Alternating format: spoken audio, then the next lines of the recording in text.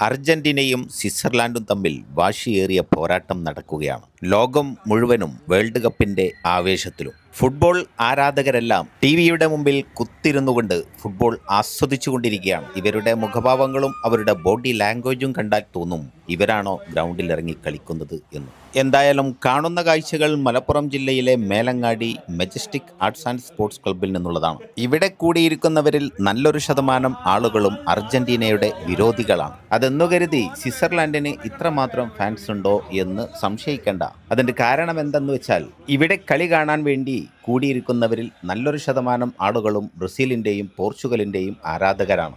അവരുടെ ടീം നേരത്തെ തന്നെ പുറത്തായപ്പോൾ അർജന്റീന ഫാൻസിനെ പ്രതിരോധിക്കാനും അവരുടെ ടീമിനെ കൊച്ചാക്കാനും വേണ്ടി പല പല രീതിയിലുള്ള നിരീക്ഷണങ്ങളും കാഴ്ചപ്പാടുകളുമാണ്. കളിയിൽ അർജന്റീന വിജയിച്ചു കഴിഞ്ഞാൽ പറയുന്ന ഒരു ന്യായമാണ് ലഫറിയും ഫിഫയും ഒറ്റക്കെട്ടായി അർജന്റീന ടീമിനെ വിജയിപ്പിക്കുമെന്ന് ശപഥം ചെയ്തതുപോലെയാണ് അമ്പയർമാരുടെ തീരുമാനങ്ങൾ.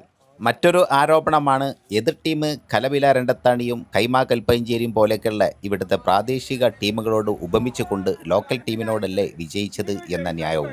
എന്തായാലും ഇവിടെ കളി കാണുന്ന ധാരാളം അർജന്റീന ഫാൻസുകാരുമുണ്ട്. അവർ നിശബ്ദരാണ്. അവർ തങ്ങളുടെ ടീമിന്റെ വിജയത്തിന് വേണ്ടി കാത്തിരിക്കുകയാണ്. വിജയിച്ചു കഴിഞ്ഞാൽ അവരെ പിന്നെ പിടിച്ചാൽ കിട്ടില്ല. സിംഹം സടകുടഞ്ഞ് എഴുന്നേൽക്കുന്നത് പോലെ അവർ കുടഞ്ഞെഴുന്നേൽക്കും. അതുകൊണ്ട് തന്നെ ആയിരിക്കാം അർജന്റീന വിജയിച്ചു കഴിഞ്ഞാൽ അർജന്റീന വിരോധികളൊക്കെ പെട്ടെന്ന് സ്ഥലം കാലിയാക്കും. ഇനി ഇവിടുത്തെ ആവേശം കാണും. അടിക്കോ ആ മൂന്നെന്ന് കാണുന്നത് എന്താണ് നിസാടാ? ആ മൂന്നെന്ന് കാണുന്നത് എന്താണ്? ഈ തന്നാന്ന് പറഞ്ഞില്ല. ആ മൂന്നെന്താ അവിടെ കാണണേ?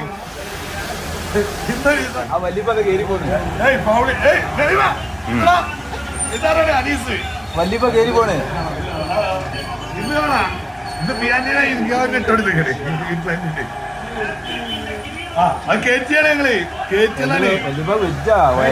മൂന്ന് ഗോളത്തെ ഞങ്ങൾക്ക് തുടങ്ങി ആറാക്കണം.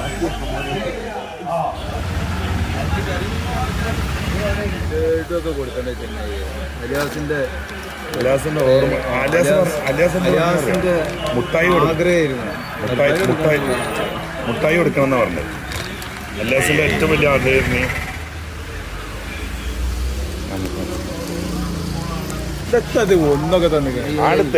മുൻപ് നടന്ന കളിയുടെ ഒരൽപ്പം ഭാഗം കൂടി ഇവിടെ കൂട്ടിച്ചേർത്തിട്ടുണ്ട്.